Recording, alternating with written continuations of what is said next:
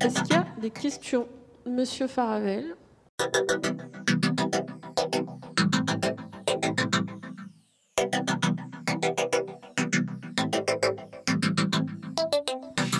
Merci Madame Menawara. Alors, j'ai quelques remarques sur ce dossier.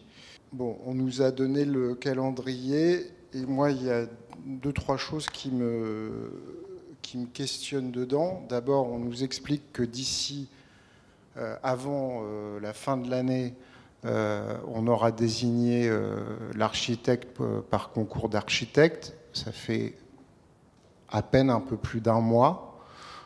Pour un concours d'architecte sur un projet de cette ampleur, ça me paraît extrêmement court, ce qui veut dire que vraisemblablement les contacts ont été pris avant ou qu'il y a déjà eu des appels à candidature. Sinon, je ne vois pas comment, dans les délais, un cabinet d'architecture peut présenter un dossier normalement. La deuxième chose, c'est qu'on a quand même quelques questions à se poser sur la façon dont les écoles élémentaires et maternelles vont fonctionner pendant la durée du chantier. Ça n'a pas été évoqué. Et moi, il y a quelque chose d'autre qui me choque dans la présentation, ou plutôt dans vos propos, Madame Menawara, en conclusion de cette présentation, c'est que vous dites que ce projet a été présenté à l'équipe enseignante, au personnel municipal et à la majorité municipale. On imagine bien que la majorité municipale est au courant avant tout le monde. Il y a quand même un oubli majeur dans le dispositif en termes de concertation et en termes de discussion. C'est les parents d'élèves qui nous ont assuré n'être pas au courant et n'avoir été consultés en rien sur ce dossier quand ils ont découvert l'ordre du jour du conseil municipal.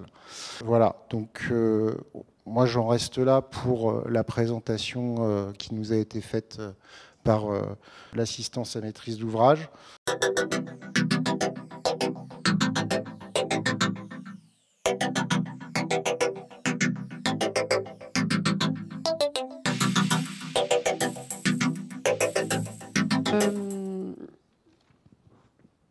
Excusez-moi.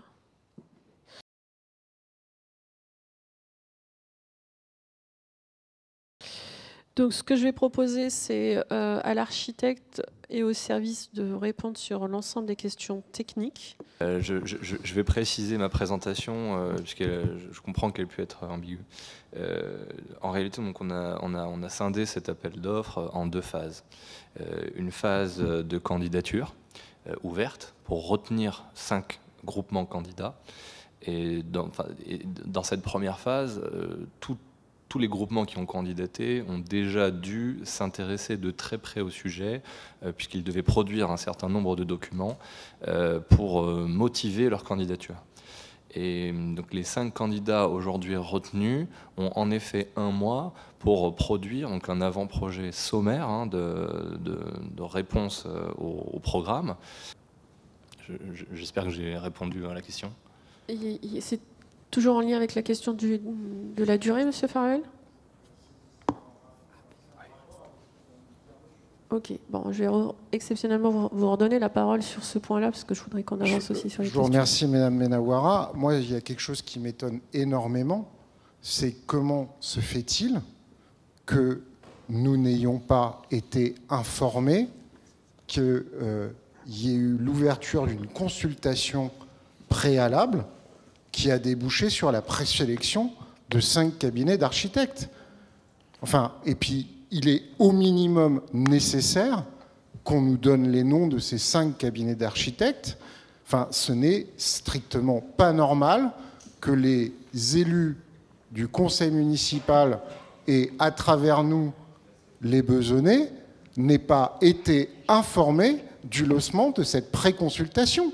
Enfin, on parle quand même d'un sujet qui pèse 10 500 000 € et on nous explique que, alors qu'on découvre totalement le projet ce soir, qu'il y a déjà une préconsultation qui a été lancée, qui a débouché sur 5 cabinets présélectionnés, sans qu'on était au courant du fait que la requalification de Paul Vaillant-Couturier ait été engagée ou pré-engagée. C'est totalement anormal.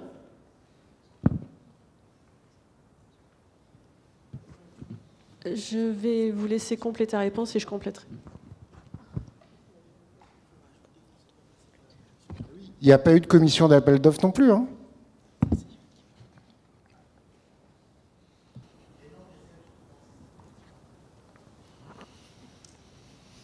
Est-ce qu'on les a ou pas? Oui, on peut les communiquer. Bon, vous savez quoi? Non, on arrête. Allez, on arrête. On passe au point suivant, parce qu'à un moment donné, le manque de respect, ça a une limite.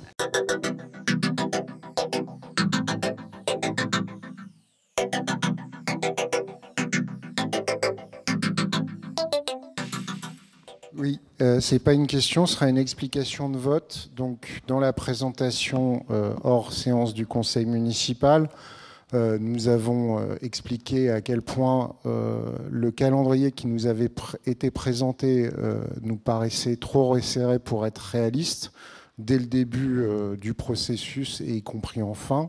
Sur la question qu'on a posée sur comment allaient se passer les classes pendant la période des travaux, on n'a pas eu de réponse satisfaisante et sérieuse, parce qu'on nous a dit vous inquiétez pas, on se débrouillera pour qu'il n'y ait pas de bruit. C'est un peu court. La question n'est pas de savoir si la restructuration du groupe scolaire est nécessaire, elle l'est, mais au regard de ces éléments que je viens de donner, le groupe Vivons Besançon ne prendra pas part au vote.